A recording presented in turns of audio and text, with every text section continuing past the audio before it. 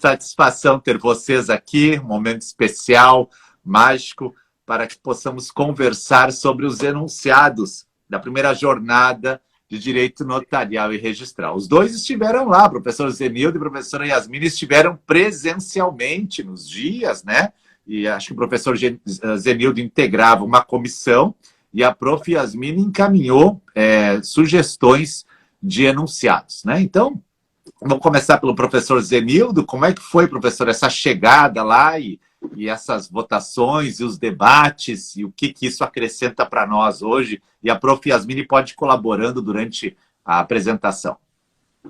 Excelente. Não, a jornada é um evento de extrema importância para o direito como um todo, e ela surgiu em 2002, a primeira jornada em 2002, em razão da edição, da edição na época do Código Civil, com muitos temas extremamente polêmicos e que mobilizavam a comunidade jurídica e até hoje mobilizam.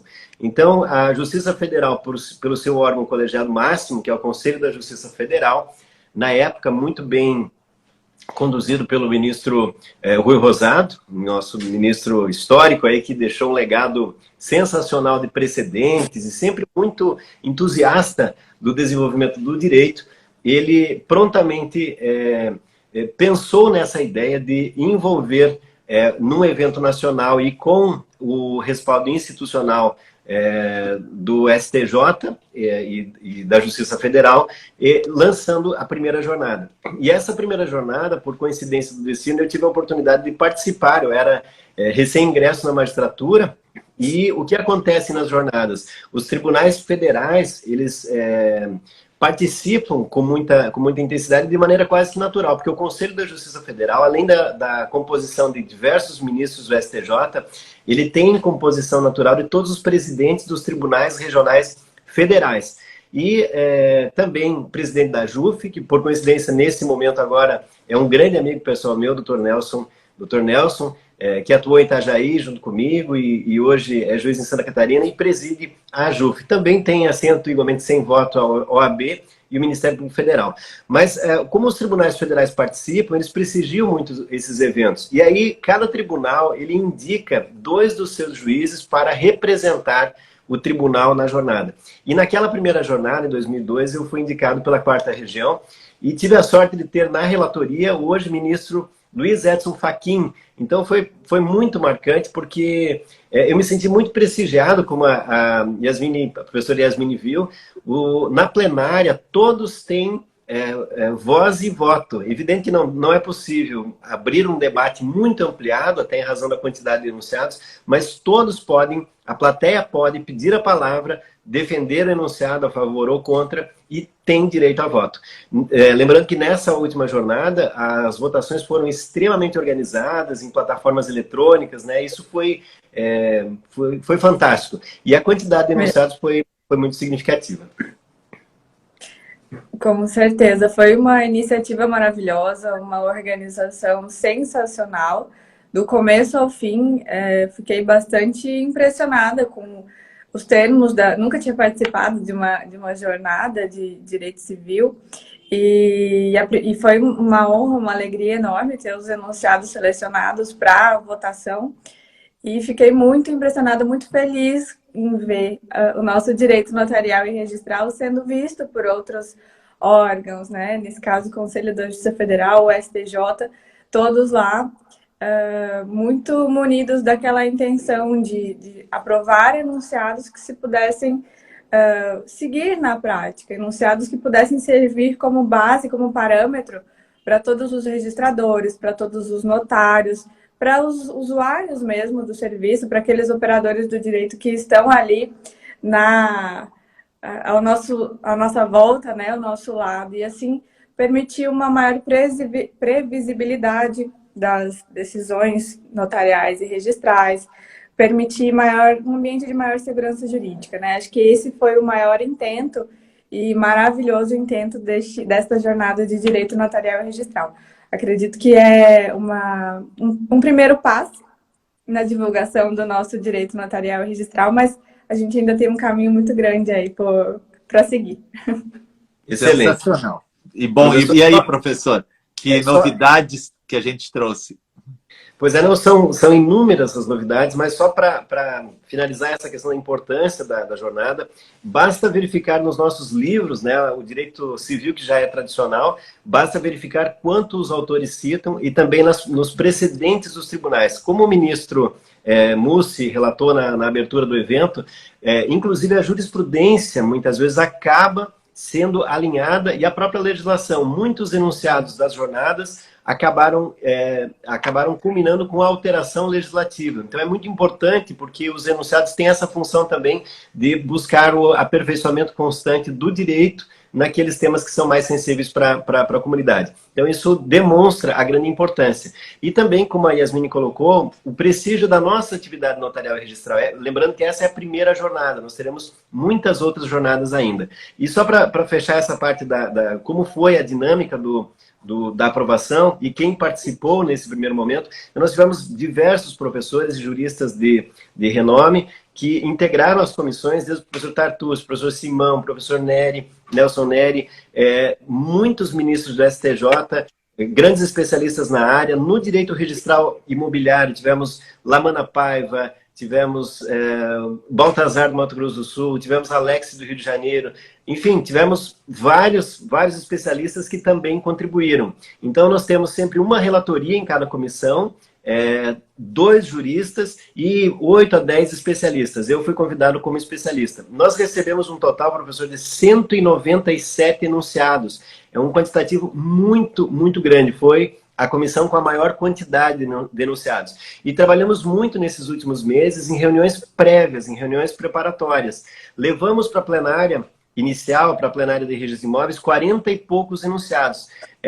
40 e poucos enunciados. E tivemos, no final, a aprovação de 24 enunciados. Então, assim, é muito importante, nesse momento, também convocar todos aqueles que estudam direito imobiliário a submeter enunciados para a próxima jornada, de preferência enunciados que sejam curtos, que tratem de temas que vão auxiliar o desenvolvimento do direito registral. Nós tivemos uma certa dificuldade de aprovar aqueles enunciados que eram muito evidentes.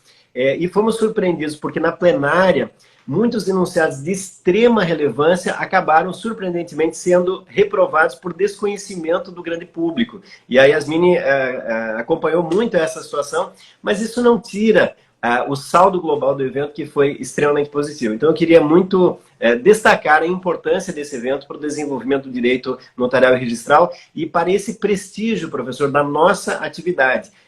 A Justiça é o Poder Judiciário, por seu órgão máximo, emprestando essa credibilidade para a nossa ciência do direito.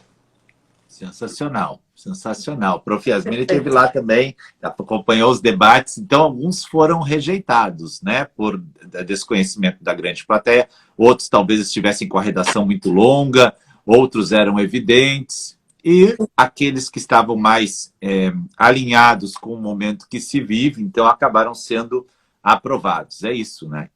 É importante a gente mencionar que os enunciados, eles podem ser enviados por qualquer pessoa, e aí nos termos de cada programação, de cada regramento da jornada, e passa por um filtro triplo.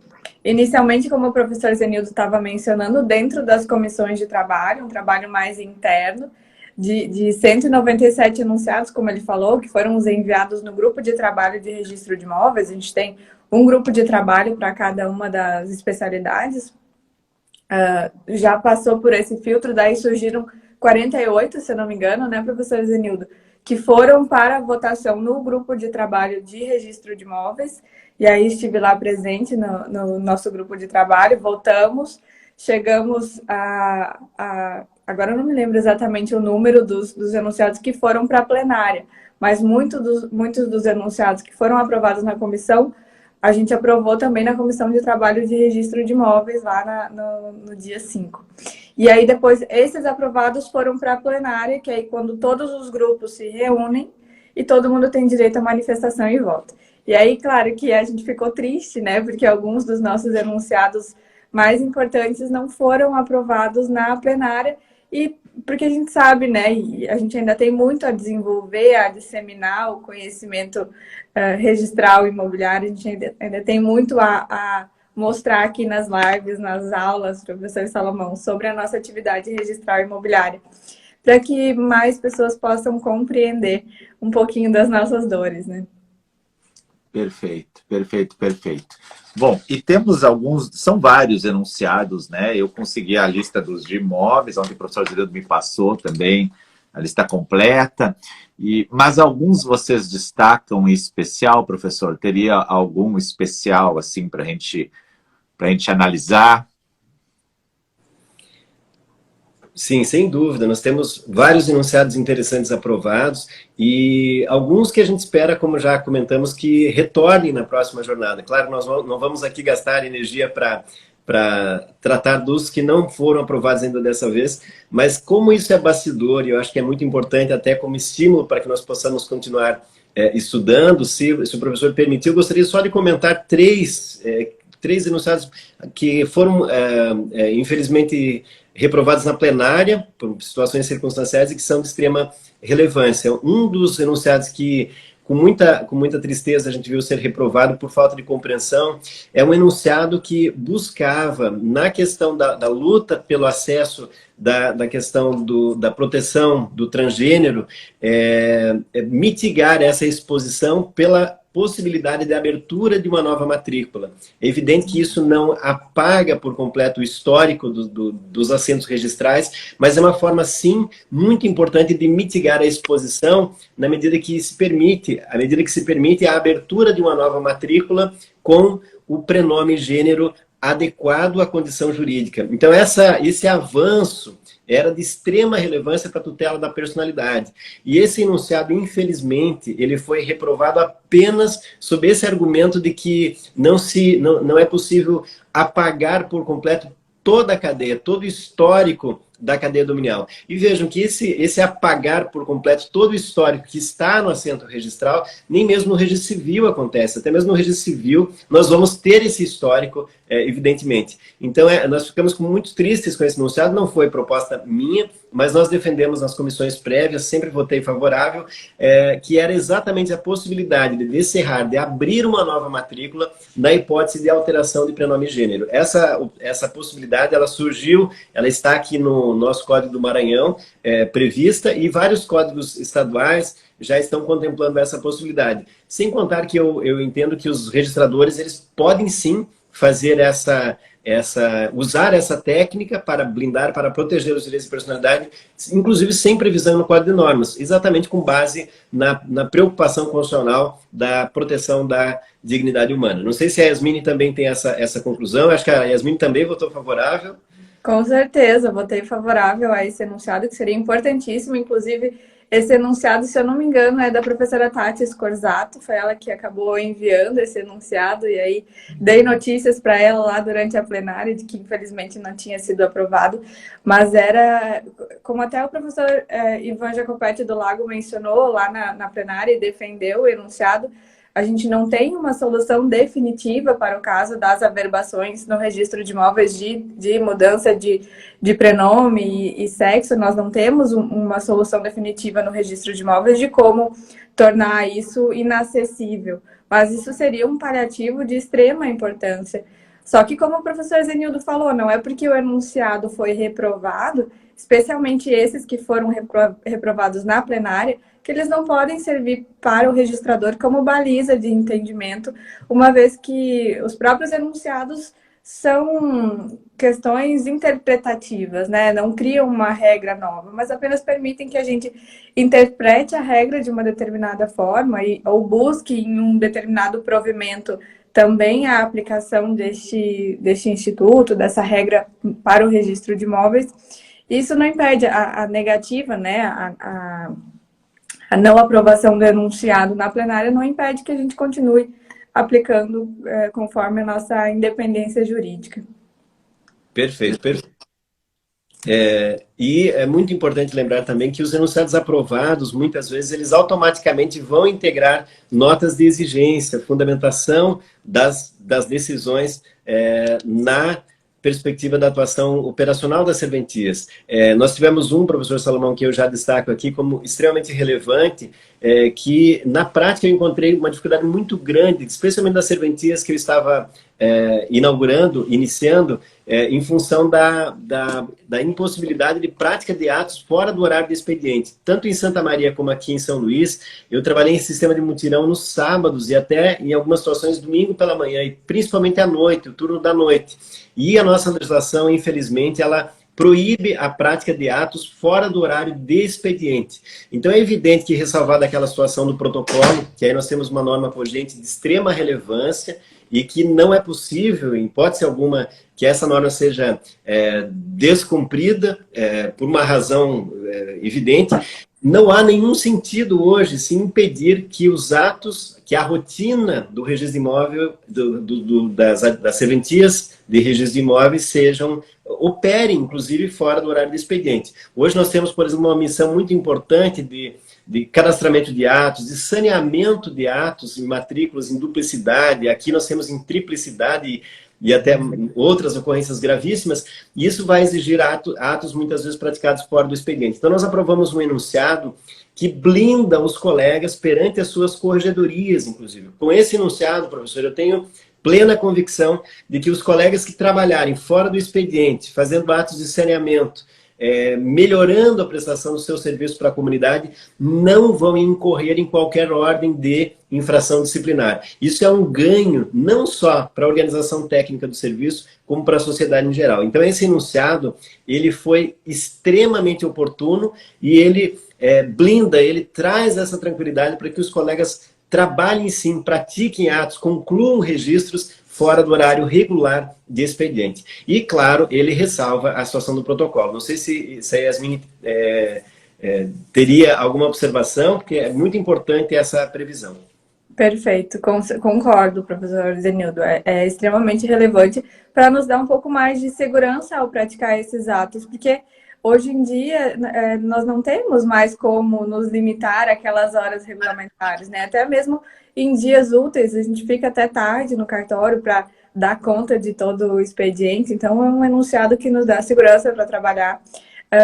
Como na prática, né? Nós adequamos à prática registral imobiliária.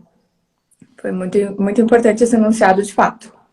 Maravilha. Eu trabalhei fora de horário, já vou avisar assim, ó, eu ia para o trabalho. Quem tem cartório no interior sabe como fora do horário é normal de se trabalhar. Até porque em muitas serventias, o registrador mora junto de uma peça do cartório, em muitos locais pequenos. Então é natural que após o expediente tenha um momento mais de paz e ele faça suas anotações, seus trabalhos. Então o enunciado vem ajudar também muito o interior.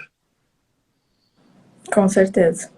Fantástico. Vamos fazer um bate-volta. Eu comento um e a Yasmine outro.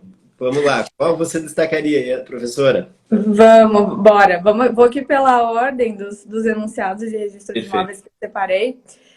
Um dos enunciados aprovados foi o enunciado que trata do contrato Build to Suit, aquele contrato em que é feito a construção do imóvel para que seja alugada ao interessado.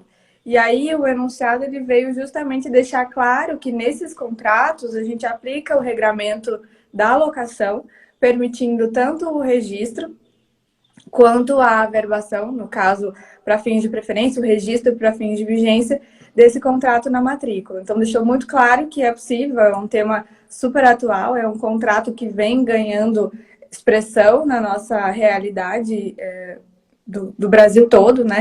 E aí viemos aí com esse enunciado de uma forma muito, muito importante e muito pertinente para aplicarmos em todos os registros de imóveis do país. Maravilha, sem dúvida nenhuma, muito importante. Alguns enunciados, eles não trazem grandes inovações, mas eles dão segurança para a aplicação do direito. Nessa linha de acertamento e de explicitação clara das possibilidades, tem um outro enunciado que trata acerca da possibilidade do registro do direito de superfície para imóveis rurais. A legislação, por um pequeno descuido, ela não referiu de maneira explícita o imóvel rural. E é evidente, e isso independente daquela grande discussão, né, professor Salomão, da taxatividade ou não, que eu já antecipo que entendo que o rol de registros não é taxativo. não é taxativo, tanto é que aqui no Maranhão a gente conseguiu incluir mais hipóteses para atos de registro, inclusive não previstas em lei, que seguramente os atos são de registro, essa previsão, inclusive, isso não seria um impeditivo, mas a previsão agora explícita a partir desse enunciado vai dar segurança e vai enfatizar essa possibilidade do registro, sim, do direito de superfície para os imóveis rurais também. Então essa foi uma aprovação tranquila, sem grandes debates, mas que traz esse acertamento, esse alinhamento. Eu vi o anunciado 5407, esse, né? Muito interessante. Pessoal que está perguntando ali se eu vou colocar os enunciados na plataforma hoje de manhã, estarão eles na plataforma de estudos hoje pela manhã para todos os alunos, ok? Então, já logo estará lá. Também, antes que eu esqueça, o professor Zenildo falou agora desse enunciado, mas eu tenho anotado aqui, não posso esquecer, o professor Zenildo vai lançar um livro em breve, né, professor? E só para relembrar, o senhor poderia falar um pouquinho disso para eu não esquecer depois, né? Assim, não, muito brevemente, até agradeço o espaço. Primeiro, observando que os direitos autorais serão todos destinados para instituições beneficentes aqui no Maranhão, e a ideia do livro surgiu em função da minha participação na elaboração do Código de Normas, da comissão que elaborou o Código de Normas. Nós fizemos uma ampla revisão e com muitas novidades, fazendo uma pesquisa das codificações nacionais e com muitas novidades. Então, também em razão da importância da divulgação das razões dessas alterações e das anotações que eu fui fazendo ao longo desse mais de um ano, praticamente um ano e meio de pesquisas e trabalhos e reuniões, nós acabamos sistematizando esse material e isso acabou gerando um livro que era para ser de 100 e poucas páginas e ultrapassou aí 300 páginas em função também de modelos e decisões da Corregedoria aqui do Maranhão, decisões da Vara Especializada de Registros Públicos e agora, claro, o lançamento só estava esperando a jornada, os enunciados aí para ser lançado. Então a previsão é setembro e eu creio que vai ser bem importante, e não só para quem atua no Maranhão, mas também, muito humildemente, pelo debate de alguns temas que ainda o direito registral imobiliário ele é encantador e ele comporta, assim, outras perspectivas. Claro que ele também não tem nenhuma pretensão de revolucionar institutos, ele tem todo o cuidado de sistematizar também as matérias, ele concentra entendimentos fantásticos de professores como o professor Yasmin, professor Salomão, os clássicos aí do direito registral, e a função dele é muito prática, é trazer um viés de aplicação concreta a partir dessa experiência da serventia e do nosso novo Código de Normas aqui do Maranhão. Então, eu agradeço muito a oportunidade, professor, e isso nós vamos divulgar aí oportunamente, e agradeço muito àqueles que prestigiarem, tanto em razão do concurso que está se avizinhando, como também em razão da aplicação do direito registral imobiliário. Assim que tiver informações do livro, me passe para eu informar os alunos lá na plataforma e também informar aqui no canal para todo mundo, tá bom? Maravilha, professor. Obrigado. Com certeza, eu mal posso esperar para ler também esse livro. Já estou super ansiosa aqui. Professor Zenildo, para quem não sabe, foi meu orientador, professor na graduação, orientador do mestrado. Então, hoje, para mim, eu tô tipo, zerei a vida, fazendo uma live com o professor Zenildo e com o professor Salomão, que são dois dos grandes mestres que eu tive na minha caminhada, que eu tenho na minha caminhada, né? muito orgulho para mim, muita alegria. Yasmin sempre muito generosa. E, professor Salomão, eu sempre queria participar desse momento, mas nunca me sentia em condições de tanta, enfim, de um trabalho de tanta qualidade que o professor Salomão desenvolve na área registral. E seguramente, e hoje eu acabei me empolgando em função da minha participação na jornada, espero não decepcioná-lo muito, mas sempre também uma admiração muito, muito grande. Vamos em frente, Yasmin. Qual o próximo? Qual nós podemos comentar? No final do tempo, eu vou comentar um que eu acabei encaminhando como proposta e acabou sendo aprovado, que é novidade aqui no Maranhão. É a questão do ato autônomo de registro para as hipóteses de transmissão da propriedade, alienação da propriedade, junto na partilha, fazendo aí uma separação com a cessão de direitos hereditários. Um embate bem emblemático com o professor Tartucci na plenária, que abrilhantou ainda mais a aprovação, deu aquele gostinho de ufa, conseguimos, mas o professor Tartucci, evidente, sempre muito profundo nas suas indagações, nas suas perspectivas, e foi muito interessante. Então, essa previsão é importante porque ela prestigia a atividade. Depois a gente vai comentar esse enunciado também ao final, se der tempo, professor. É isso aí. Voltando um pouquinho no tema do enunciado que o professor Zenildo estava mencionando sobre a superfície, a gente já defendia isso nas aulas. O que aconteceu, né, na realidade? O direito de superfície, ele veio para a Lei de Registros Públicos pelo Estatuto da Cidade.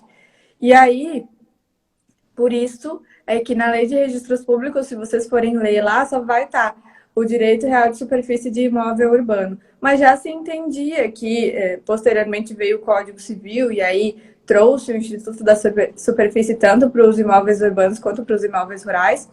Aí a gente já entendia que era possível o direito de superfície ser registrado na matrícula quando instituído sobre imóveis rurais. Agora, isso o enunciado veio deixar claro. Uma outra questão que veio também nos enunciados foi a questão do condomínio urbano simples, porque nós tínhamos um entendimento até então e não era algo muito tranquilo, no sentido de que o condomínio urbano simples ele só servia naqueles condomínios com fins residenciais. E aí o enunciado ele veio justamente deixar claro que não se limita a imóveis residenciais. Então, se eu tenho um imóvel comercial, por exemplo, eu posso ter a instituição do condomínio urbano simples numa dessas novas formas de propriedade condominial trazidas aí recentemente pela legislação. Enunciado 6034 esse. O condomínio urbano simples não se limita a imóveis residenciais. Perfeito. Perfeito. Esse é ótimo.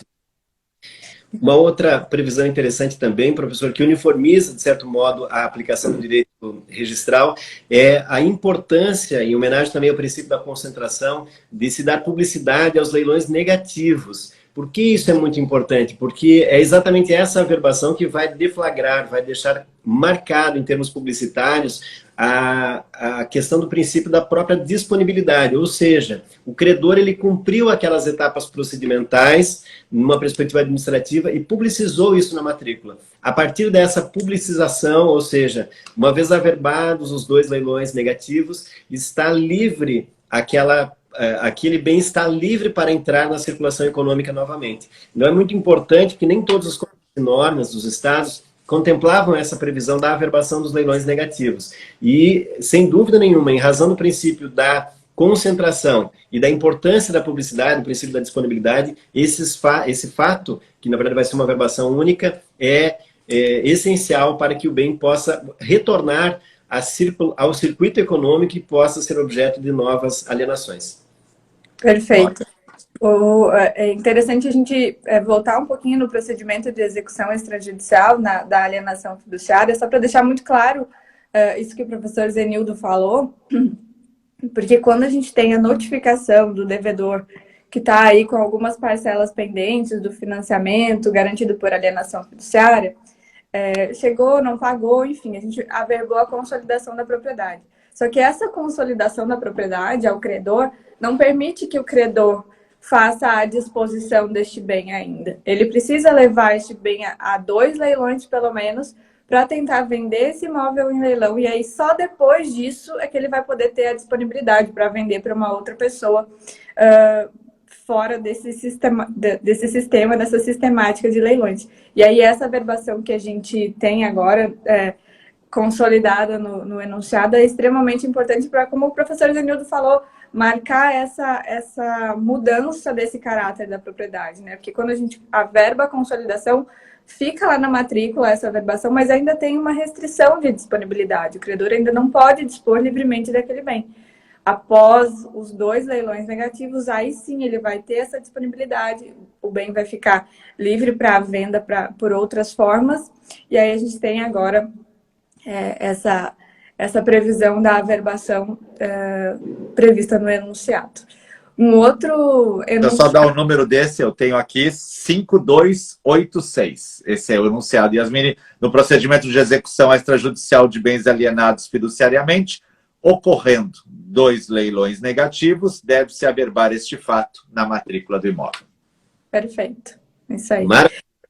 Vamos de reúne em homenagem ao professor Salomão, que é nosso grande especialista.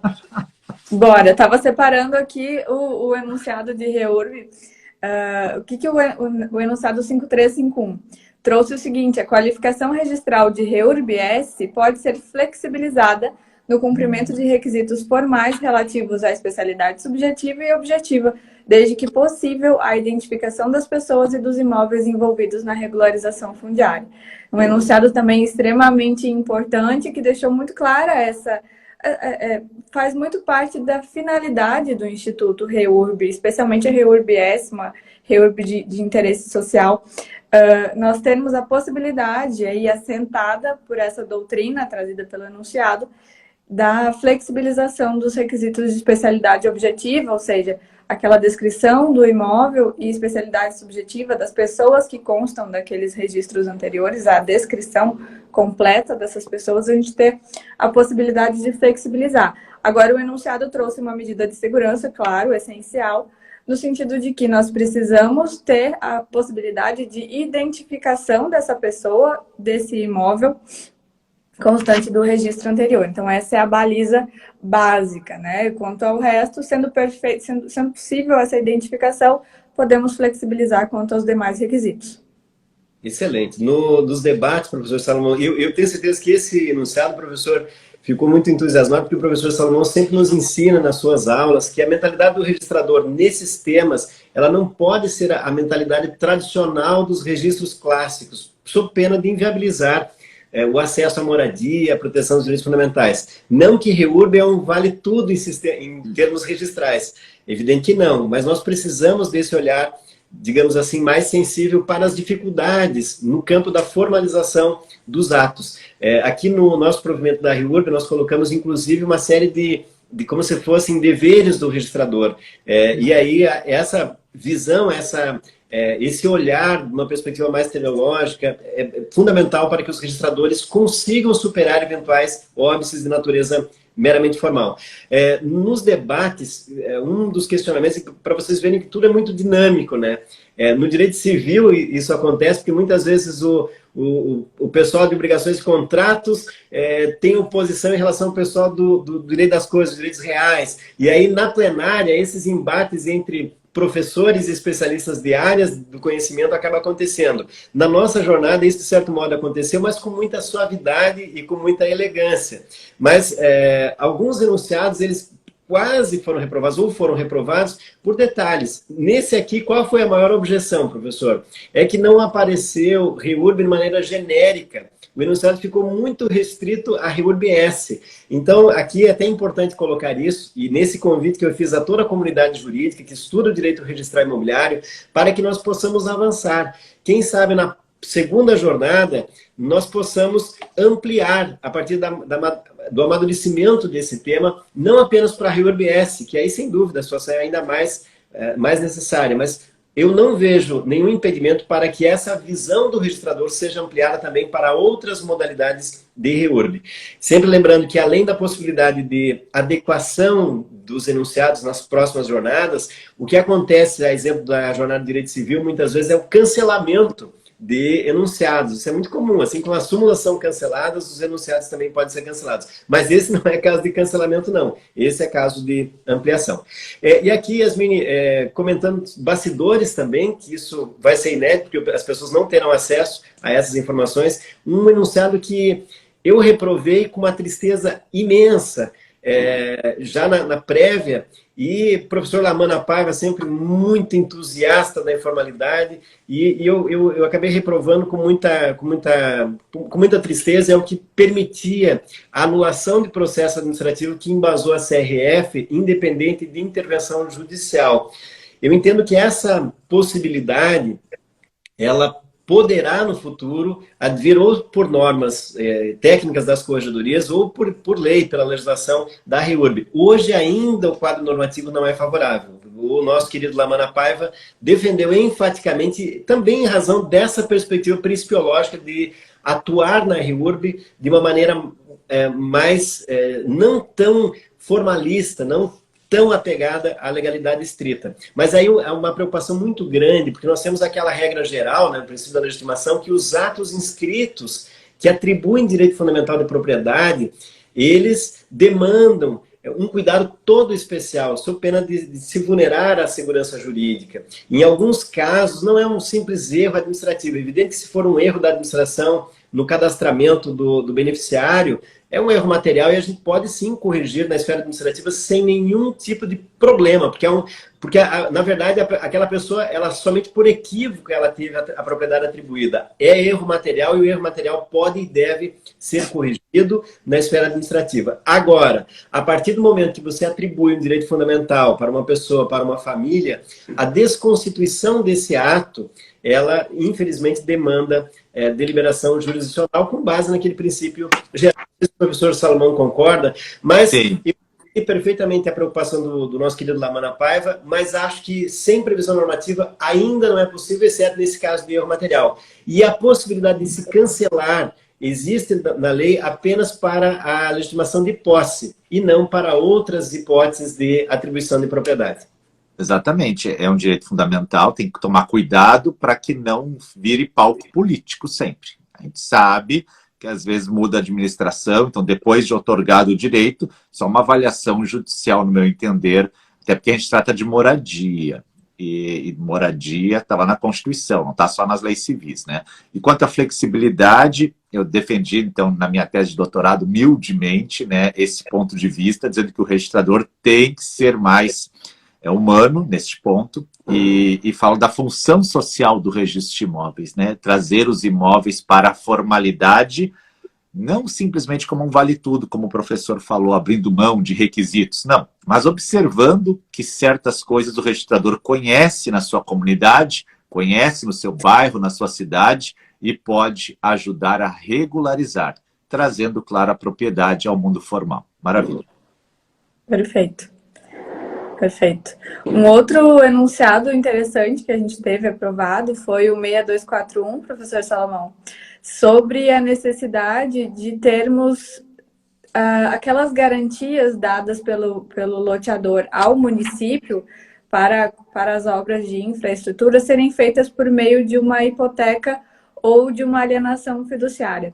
É corrente na prática, especialmente nos interiores, que seja lavrado tão somente um termo de caução entre o município e o loteador. Porque o que acontece? Eu sempre falo isso nas aulas. Quando a gente tem um registro de um loteamento, o loteador ele tem duas possibilidades. Ou ele entrega o loteamento no momento do registro, já com todas as obras prontas, já com a estrutura de saneamento feita, enfim, todas as obras previstas ali na legislação municipal prontas, ou ele deixa para fazer essas obras no curso das vendas, do início aí desse loteamento. Ele tem essas duas possibilidades. Muitas vezes ele vai utilizar o valor da venda dos lotes para custear essas despesas, né? Esse valor das vendas vai auxiliar ele no custeio dessas despesas das obras de infraestrutura. E aí, para o registro, a gente aprova um cronograma dessas obras. E aí, nesse cronograma de obras, eles têm de fazer uma sistemática de garantia de alguns lotes para que essas obras sejam efetivamente feitas. E aí, o loteador ele dá alguns dos lotes do loteamento para o município em garantia. Porque, claro, se o loteador não fizer as obras, quem vai ter que fazer as obras vai ser o município. E aí o município ele pode executar essa garantia e aí ter as condições financeiras de custear essas obras que ele mesmo vai fazer. E aí a gente teve a aprovação desse enunciado extremamente interessante, porque muitas vezes acabava chegando no cartório, então somente uma caução genericamente considerada, e muitas vezes essa caução iria parar na matrícula imobiliária. E aí agora ficou muito claro por esse enunciado que nós não teremos mais esse instituto da caução das matrículas, mas a gente vai precisar ter uma hipoteca ou uma alienação fiduciária servindo como meio de garantia desses lotes dados pelo loteador ao município. São garantias reais, garantias de mais fácil execução, e aí me parece que privilegia muito o interesse público, muito embora a gente acredite que vá ter alguma resistência a esse enunciado, principalmente nos municípios menores, e aí, claro que tem um custo para a instituição desses direitos reais, né? Mas é uma garantia, é um enunciado que vai privilegiar a segurança para o próprio município. desses lotes, se for necessário, o custeio dessas obras de infraestrutura posteriormente. Maravilha, Yasmine. É muito importante, professor, que o escopo dessa garantia é blindar, é dar efetiva proteção patrimonial, permitindo a execução desse bem. E se eu apenas faço uma inscrição de um direito que não tem esse conteúdo, essa robustez de direito real passível de constrição, eu fragilizo todo esse intento da legislação. Então essa é, sem dúvida, a melhor interpretação teleológica, porque se fazia de maneira apressada quase que uma análise lá da caução locatícia, que está muitas vezes só no plano obrigacional. E a ideia é que essa garantia ela não seja algo apenas para enfeitar a matrícula, mas que seja algo dotado dessa robustez e que blinde e que comprometa o empreendedor a dar essa segurança ao interesse público, como a Yasmine colocou com muita precisão. Maravilha, hein? Enunciado 6241, então, esse das garantias do loteamento. Muito bem. Perfeito. Professor Salomão, com relação à numeração dos enunciados, nós estamos trabalhando agora, a equipe técnica muito competente do CJF vai editar, como nas outras jornadas, de maneira bem sistematizada, provavelmente com transcrição até de discursos, enfim, um material muito bom para toda a comunidade jurídica. E esses enunciados, portanto, eles terão numeração específica. Esses números que estamos colocando agora, eles são números apenas de bastidores, o ID, do computador de quem fez o enunciado, é um critério interno apenas. E quanto à redação, e é importante, queria parabenizar a professora Yasmine, sempre pioneira e sempre muito ágil, né, no compartilhamento das novidades, por ter feito esse material de registros imóveis e dizer que pelo regimento da jornada, não é possível a alteração de conteúdo de redação. Então, fiquem muito tranquilos, porque essa vai ser a redação. O que acontece muitas vezes é a alteração de vírgulas ou alguma coisa apenas de natureza gramatical. Mas o conteúdo na plenária não é mais passível de alteração. Só nas comissões prévias que nós, muitas vezes, acabamos propondo alteração de redação. Isso aconteceu, acho que na maioria dos enunciados, ou por alinhamento a sistemática de critérios de redação do próprio Conselho da Justiça Federal, como também em razão de critérios ortográficos, ou muitas vezes pela necessidade de síntese, a necessidade de compactação. Podemos ir ao próximo, professor? Temos tempo ainda? Claro, vamos lá, vamos sim, temos tempo. Maravilha. Olha só, um que eu fiquei extremamente feliz com a sua aprovação, e que com certeza o professor Salomão já fazia, e eu já fazia, que é a averbação saneadora. Isso é muito importante nos registros imobiliários históricos, que têm necessidade de um saneamento constante. Uma das atuações mais importantes do registrador não é só cuidar do que chega, mas principalmente de forma progressiva, melhorar aquilo que está armazenado. E aí eu coloco até quando vai ser feita a expedição de uma certidão, que de imediato você constata que se a certidão for expedida com base naquele caos que está a matrícula, ou com base naquelas incorreções flagrantes, manifestas, quer seja de técnica, quer seja de conteúdo, aquilo vai frustrar muito o usuário. E ele, sem dúvida nenhuma, vai ficar muito frustrado e se revoltar com relação à prestação do serviço. Então, essas averbações saneadoras, elas são necessárias não só nos procedimentos normais de registro, como também na própria expedição de certidão.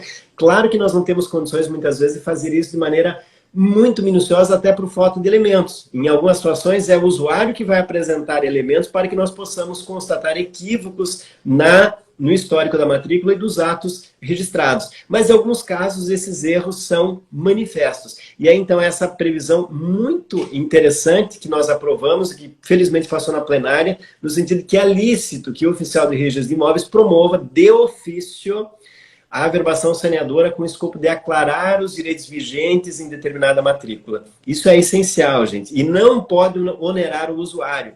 Essa averbação ela deve ser feita sem cobrança de emolumentos. Nós constamos isso aqui no Código de Normas do Maranhão, no meu livro eu explico muito isso, e aqui no Maranhão nós inclusive colocamos a possibilidade da abertura de uma nova matrícula. Quando a situação for extremamente caótica, é essencial que o oficial ele descerre uma nova matrícula, encerrando a anterior e fazendo essa depuração para aclarar os direitos e a amplitude dos direitos vigentes naquela matrícula. É muito interessante que isso aconteceu comigo na primeira atuação no registro de imóveis em Videira, em Santa Catarina, e eu fazia muito isso como juiz nas ações civis públicas muito gigantes e muito antigas. Eu fazia uma espécie de decisão saneadora síntese, não só naquela etapa do processo civil, e agora isso veio no novo CPC, na etapa que antecede a instrução, mas fazia isso muitas vezes até na fase da execução, do cumprimento de sentença, para explicar o que foi decidido, o que estava em vigor e o que tinha que ser feito ainda naquele processo.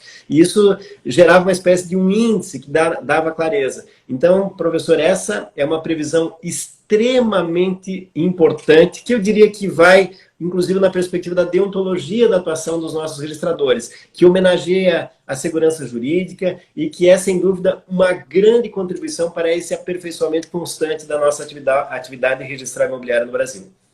Eu já fiz várias. E abro matrícula sempre. Agora, eu tenho uma restrição contra a verbação saneadora, porque eu entendo que ela é para organizar a matrícula também. Que eu entendo que ela não permite baixar de ofício hipoteca perempta. É uma questão pessoal minha, sabe? Porque tem aquele debate, daí já baixa as hipotecas. Não, eu acho que aí tem que ter um cuidado maior, porque a gente não sabe se não está tendo uma discussão judicial em relação à hipoteca perempta. Então, conta para o prof o que aconteceu com a hipoteca perempta. A gente tentou trazer um enunciado sobre hipoteca perempta, mas infelizmente na plenária não foi aprovado. O que dizia?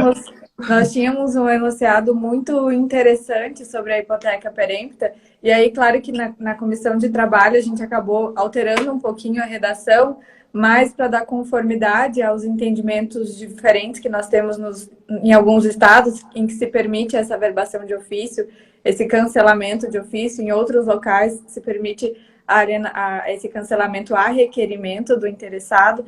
E aí nós tínhamos um enunciado no sentido de que a hipoteca perempta poderia ser cancelada independentemente de decisão judicial. Que daí era o que abarcava todo esse entendimento, né? Mas, infelizmente, a hipoteca perempta acabou não sobrevivendo neste momento, nessa primeira jornada. Mas em muitos estados pode, né, Yasmine? Em muitos estados pode, né? Sim, em muitos estados a gente tem previsão nas normativas estaduais da possibilidade, temos decisões, inclusive, das corregedorias, dos conselhos superiores das magistraturas, no sentido de que é possível, e aí vai diferenciar um pouquinho, como eu falei, em alguns estados é possível que essa verbação seja feita de ofício, independentemente de requerimento. E em outros locais, não. Em outros locais, você precisa de pelo menos um requerimento do interessado para que a gente possa ter o cancelamento dessa hipoteca perempta, né? Aquela hipoteca convencional que já está ali há mais de 30 anos, que não teve nenhuma verbação de penhora posterior, que não foi levada à execução, enfim. Muitas vezes até foi mencionado no grupo de trabalho de registro de imóveis que muitas vezes o banco já nem existe mais, a gente nem consegue mais encontrar aquele credor para dar uma anuência ao cancelamento daquela hipoteca. Então, serviria a essas situações. Claro que, como eu falei no começo, né, não é porque o enunciado foi reprovado que a gente não vai continuar seguindo como seguíamos nas nossas práticas diárias, né, em alguns casos. Perfeito. Essa observação do professor Yasmine é muito importante. O enunciado reprovado, não aprovado em plenário, jamais significa que se deva interpretar a contrário daquilo que foi proposto. E essa situação, professor, foi muito interessante, que nós acabamos tendo um problema no arquivo dos enunciados do registro de imóveis. E o próprio relator, ele não conseguiu resgatar a redação do grupo de trabalho. Então, ele sugeriu que fosse reprovado o enunciado, porque nós não conseguimos com precisão aquele conteúdo que foi aprovado na prévia, ou seja, no grupo de trabalho de registro de imóveis. Mas realmente foi uma pena, porque essa temática ela tem uma incidência prática muito grande, e pela minha estatística aqui, mais da metade dos casos, os bancos já foram sucedidos, enfim, e o cidadão não consegue o termo de quitação. Então isso é fundamental para que nós possamos limpar, sanear a matrícula e permitir que esse bem prossiga no circuito imobiliário, e o mais importante, se evite uma ação judicial negatória, ação negatória da existência de um ônus real, num caso que é manifestamente claro em que não é essa a situação. No quadro de normas aqui do Maranhão, e no meu livro eu explico isso, nós colocamos essa previsão, e a minha sugestão inicial de redação era ressalvados os casos em que a penhora gerou, desculpa, que a hipoteca gerou penhora inscrita na matrícula, exatamente com base nessa preocupação do professor Salomão. Se eu tenho um ato de constrição no período trintenário, e essa demanda ainda está no STJ, aí 15 anos, enfim, por uma cautela extrema, eu deveria evitar. Todavia, a comissão sempre muito... por isso que é bom o órgão colegiado, né? Sempre que, quando nós pensamos em conjunto, com a luz, com o saber de mais colegas, a gente consegue facilitar. Os colegas alertaram que a natureza era de prazo decadencial, não estaria sujeito a qualquer tipo de decadência. Se fosse sujeitar, como sugeriram no grupo, na plenária, certidões negativas, enfim, para pessoas, isso geraria um travamento, uma burocracia exagerada. E aí, no Código de Normas do Maranhão, essa é a minha sugestão de condicionar a inexistência de ato de constrição relacionado à própria hipoteca inscrita, acabou não passando. E isso foi bom, porque, na verdade, hoje nós temos a possibilidade de cancelamento independente de deliberação jurisdicional, quer seja de ofício ou a requerimento. Aqui nós exigimos sempre requerimento, e independente da existência de ato de constrição, ou seja, de penhora relacionada àquela mesma hipoteca. É um tema importantíssimo que eu sugiro que volte e venha novamente para as jornadas.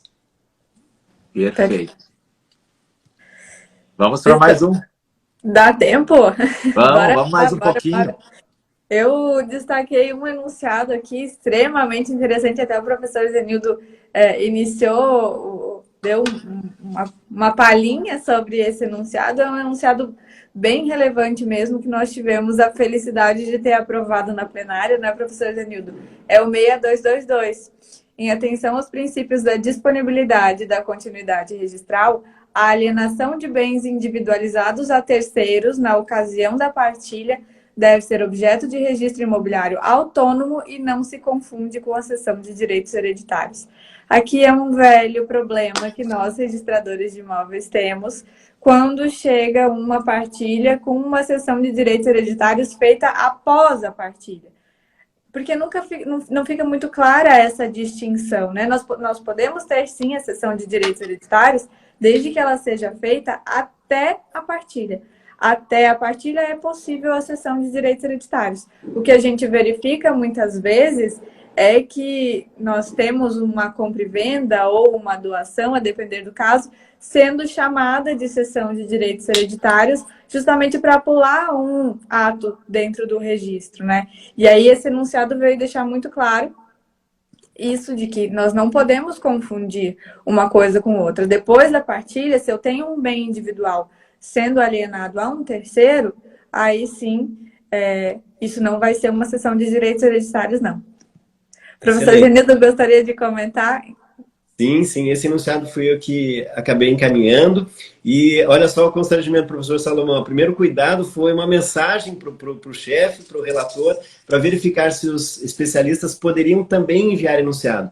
E aí ele tranquilizou, dizendo que como os enunciados são secretos, que a gente não vai identificar os autores em nenhuma hipótese, não haveria nenhuma restrição para o encaminhamento de enunciado. Então, os especialistas também enviaram enunciados, e esse foi o enunciado que eu encaminhei e acabei tendo a felicidade de, com certas discussões, ter a sua aprovação. Por falar em identificação de enunciados, é importante que a experiência das jornadas revelou que a identificação dos autores dos enunciados não foi produtiva, exatamente porque a ideia é que os enunciados sejam institucionais.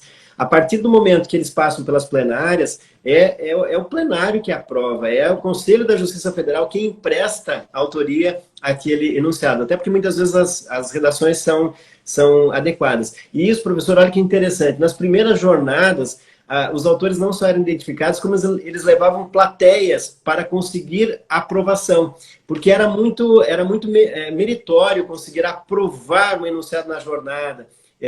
Tinha muitos advogados, tinha muitos autores de livros, enfim, que colocavam isso com grande ênfase, que eu aprovei. Quando, na verdade, a gente tem que ter muita humildade, que quem aprova é a plenária, e o autor ele apenas propõe. Depois, caso tenha interesse, eu posso colocar e compartilhar nos grupos a justificativa desse enunciado, mas ele é muito importante.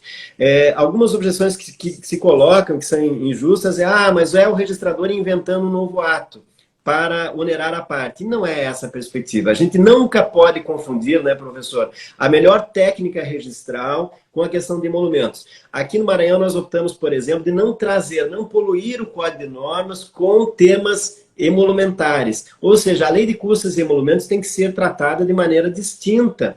Se o problema é valor, resolve isso na lei de emolumentos. Ou alguns estados, inclusive, colocam o segundo ato tem redução, ou valor diferenciado, mas não tumultua a melhor técnica registral. E não é uma simples técnica por capricho. Aqui nós estamos diante de princípios absolutamente essenciais da técnica registral. E precisamos sensibilizar os notários para que, nesses atos notariais, facilitem a vida do registrador, e não só facilitem a vida do registrador, tragam de maneira clara os pagamentos, ou seja, quem recebe o quê, e esse é um encadeamento lógico entre as transmissões, entre a cadeia de transmissão, para que nós na prática, para que não aconteça aquilo que é comum de violação na cadeia de transmissões. Então, nesses casos, nós, na verdade, com esse enunciado, buscamos exatamente evitar isso, prestigiar o respeito aos princípios registrais, a melhor técnica, e também não vulnerar sistemas de controle,